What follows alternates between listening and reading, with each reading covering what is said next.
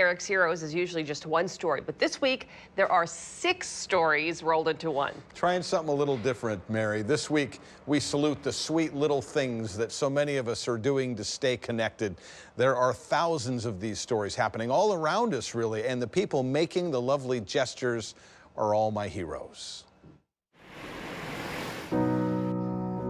In beautiful Port Townsend, there is a life care center, and a guy named Dick Wellman spent his 82nd birthday the way he spent a whole lot of days lately, looking out the window. The whole world was not expecting it.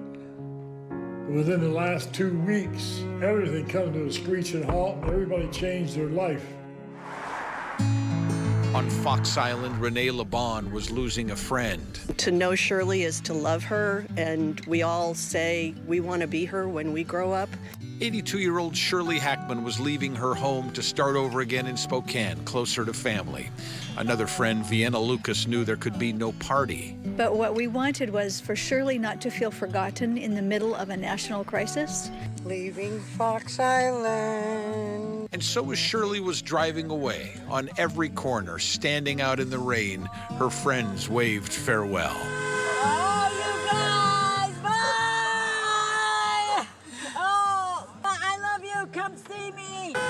We love you, I'm glad you honked, we would have missed you. Bye! We miss you already. As Shirley Hachman left Fox Island, she felt a lot of things. Mostly, she felt loved. So we're here and we're giving Hannah... In Snohomish, a young woman named Hannah had done the work. She had graduated from Western Washington University. But of course, there could be no ceremony. And so her friends and family and neighbors gathered around her home. They stood in the street to create a moment for her. So I present you with your degree from Western Washington University.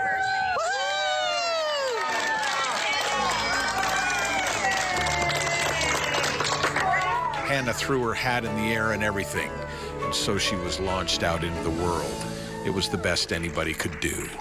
In Wallingford, outside University House Senior Living, a guy named Eric shows up with a picnic basket and chairs. His daughter Emily is there, and Eric's wife Elaine. Their other daughter Julia shows up too.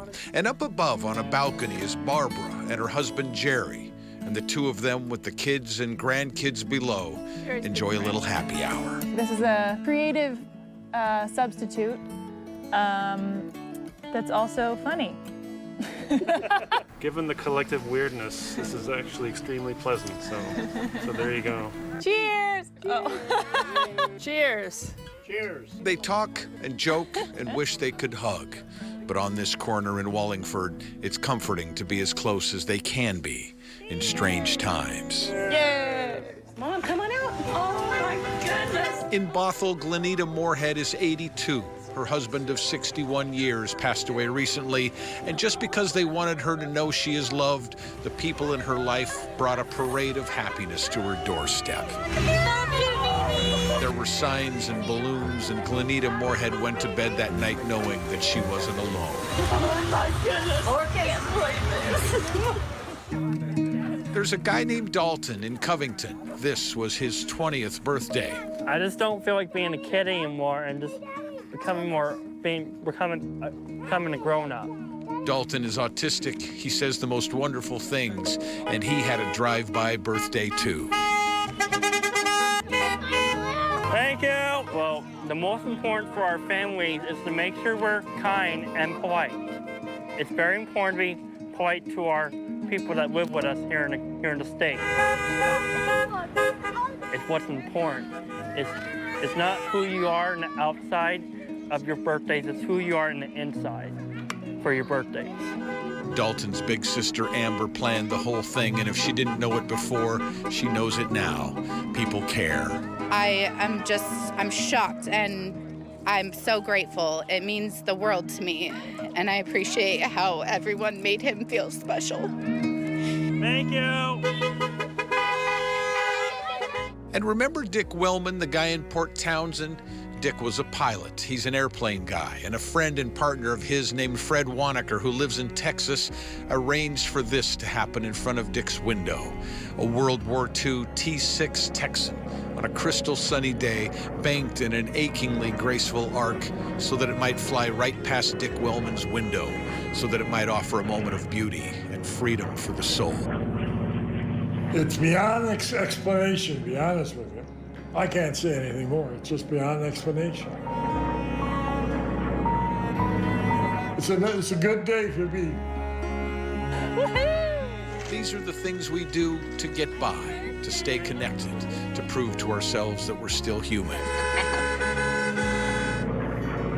During the hardest of times, this is how we soar.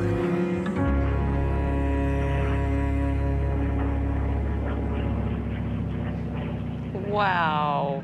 You know what's neat is this stuff is happening all over. I know you've seen it, we've all seen it. Little things that people are doing. And can I just point out that during the pandemic, you have more stories to squeeze in one Eric's Heroes than before. What does that say? People are rising to the occasion, I think, in their own special ways. Hey, we're always looking for news stories. You can tell us about them. Send an email to heroes@komonews.com.